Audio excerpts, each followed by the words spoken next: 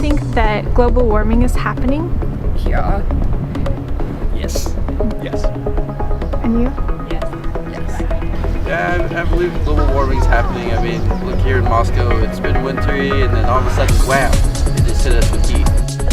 Well, the United Kingdom has set a goal to cut emissions by 20% or 34% by 2020. And to do this, households' emissions must be cut to 0 and transportation emissions must be cut to 14%. However, the urgency to change this problem is non-existent, or not, it's not non-existent, but a lot of the citizens don't really see it as a huge issue. Although 45% see climate change as the largest threat to mankind, only 9% see it as the most important issue facing England. Only 9% think that climate change will have a great deal on them personally. There are also some misconceptions about climate change. 40% believe that climate change is too complex and uncertain to make useful forecasts. 56% believe many leading experts still question if human activity is contributing to climate change. The primary sources of environmental news is mass media, and particularly the top-sided mediums are newspaper and television. So how does media's frame and emotional anchoring of climate change influence individuals' current consumption of energy? And what type of presentation and context of information result in attitude and behavioral change? There's a couple of problems to climate change communication. It's a relatively new problem for the human species. It isn't even easily perceived. The biggest challenges will be in the future. It doesn't resonate with any cultural values or form easy picture concepts to grasp, or create urgency by affecting one's own well-being. So in a lot of the media in Britain, there's a couple of problems going on. There's balanced reporting, where they'll give equal weight to a handful of skeptics and thousands of scientists, which gives more of the illusion that scientists don't know what they're talking about when they do, more or less. There's also a large amount of just general skepticism. The two largest indicators of skepticism are environmental values and political ideology. There's a lot of skepticism going on, and there's also a lot of just negative emotions associated with climate change, even if they fully endorse it. And when there's a lot of negative emotions in the media, then it also creates a couple of defense mechanisms that a lot of humans just go to when they're threatened. So there's the denial that the threat exists, a belief that the problem won't happen here to us, the projection of responsibility onto somebody else, wishful thinking or rationalization, and the uncertainty act. We just don't know enough how to act. So climate change can really be reframed in thousands of ways. I focused, however, on reframing it more as a conservative issue by showing more sides of it as an economic, security, and religious issue. Reframing the issue as an economic, security, and religious issue would help, because we would be targeting the most skeptical people and working towards implementing climate change into their lives that relate to their own cultural values and norms. All right, so we know global warming is happening, yes, but let's look at the state of Idaho. There are two main utility companies in Idaho, Avista and Idaho Power. Avista uses 25% of their energy from coal, and Idaho Power, 42% of their energy comes from coal, for a total of 40% of Idaho's energy coming from coal. What's interesting about this is that most of that, or all of that, is coming from outside sources.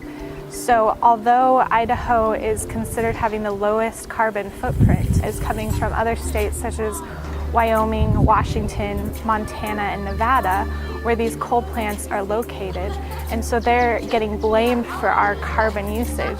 This has caused Idaho residents to possibly think that we're doing just fine. 62% of Idaho voters last year were polled at opposing requiring utility companies to increase renewables and decrease the use of coal. However, Avista stated that they're planning to phase out coal by 2020, and they also just completed last December that one of their biggest wind energy project on the Palouse. You probably drive by it on your way to Spokane.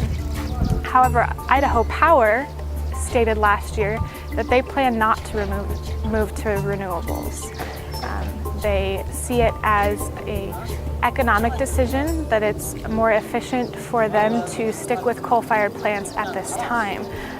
This seems interesting to me because if I choose Avista Power at this point right now, I could save $14 a month as opposed to Idaho Power. The Snake River Alliance states that in order to move from coal plants, we need 700 to 1,500 megawatts of power coming from renewables to replace the coal plants.